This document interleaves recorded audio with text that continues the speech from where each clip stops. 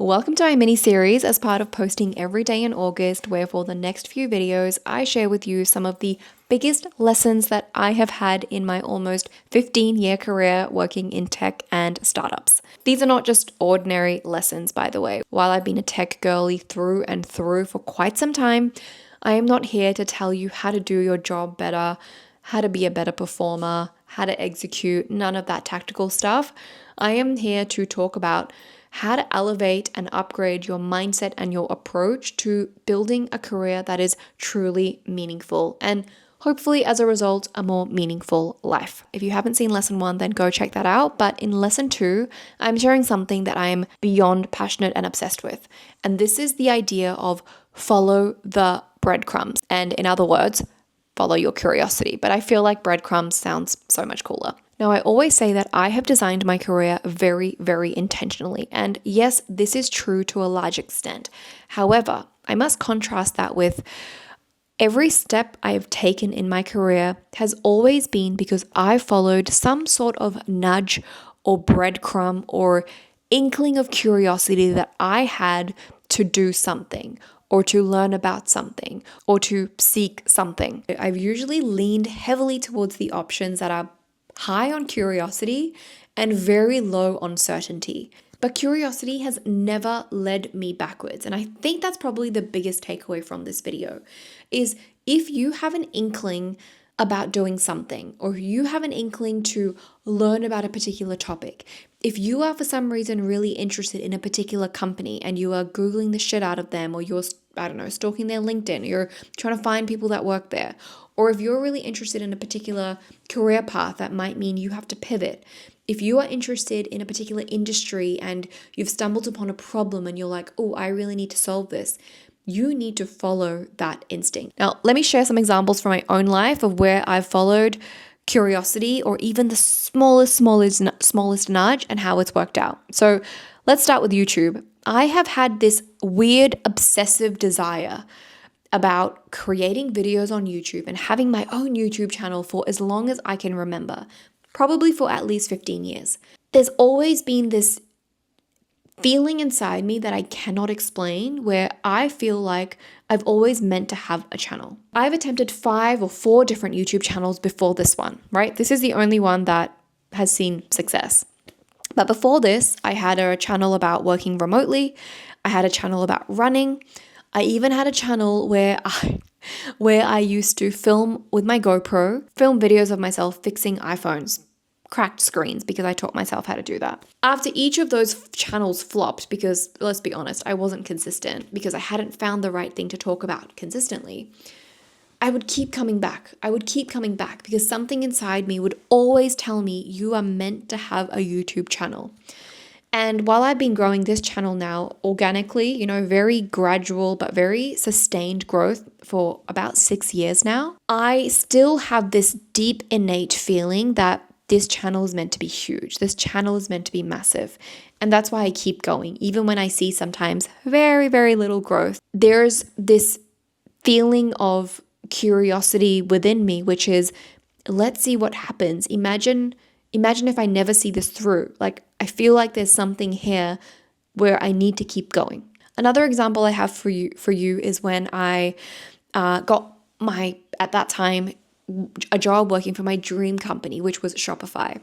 It was a fully remote job back in 2017 where fully remote work was not that big of a thing. It was amazing. I got to go to Canada for a couple of months and I was working with really cool e-commerce brands. And then I stumbled upon this problem in an industry that I knew nothing about. Long story short, I ended up starting an energy startup. Literally, when I say energy, I mean electricity startup. I stumbled upon, I can't remember what it was exactly, but I was, again, doing this job at this dream company of mine. I'd only been there for about 8 months or 9 months. I stumbled upon this problem I was having with my electricity bill with my flatmates. And then I was trying to find a solution for it, and I just got really aggravated that there wasn't a solution for the problem at the time. Something about like our bill basically going through the roof and me not understanding why we didn't have better control of this. Anyway, at that time, I told one of my friends who was also very entrepreneurial, and then we decided, you know what, we're just going to solve this problem.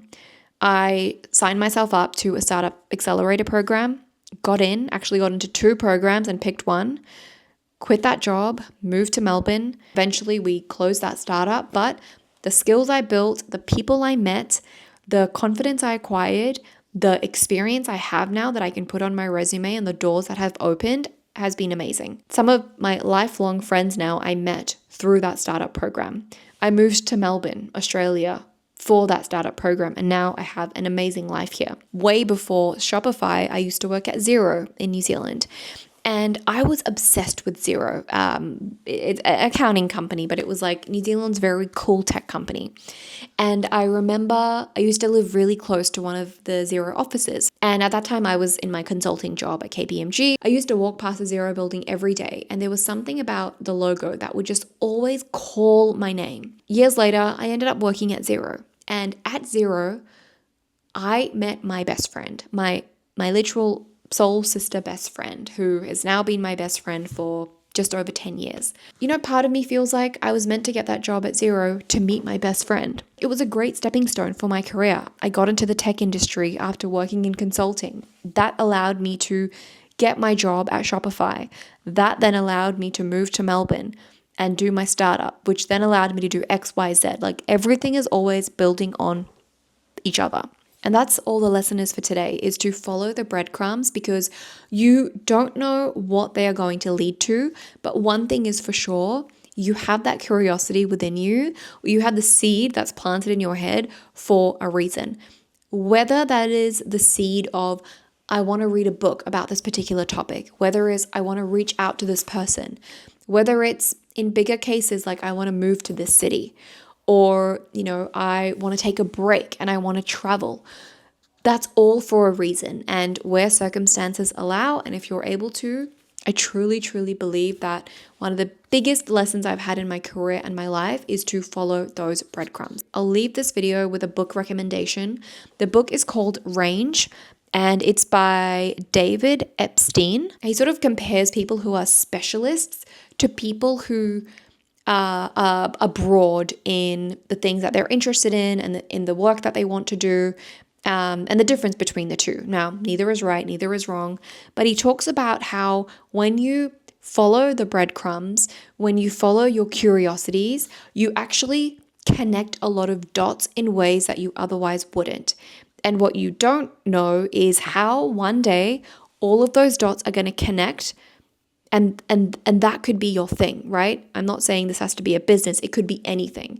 But when you connect all of the dots, you will create, this is my words, that meaningful career. But along the way, how you create meaning is by following those breadcrumbs. Also, in many ways, I'm following my curiosity with this daily posting challenge that I've got going for myself. I have no idea what's going to happen, but something in me is telling me, Anika, you need to post every day this month. Probably for my own growth, nothing external, but I'm open. I'm open to seeing what happens. I'm open to seeing whether it's growth for my channel, whether I think of some amazing new idea, like this series idea just came to me today because I was like, what do I post today? I'm on day 6 and I couldn't think of any good ideas. And then I realized I should really try and distill my working experience, because I've got a lot of great experience working at some amazing companies and building a pretty successful career for myself. And there's a lot that I can share. So I'm following my own advice and I'm following my breadcrumbs still to this day by posting this video. And I encourage you to do your same version of that. Anyway, I'll see you for lesson 3 tomorrow.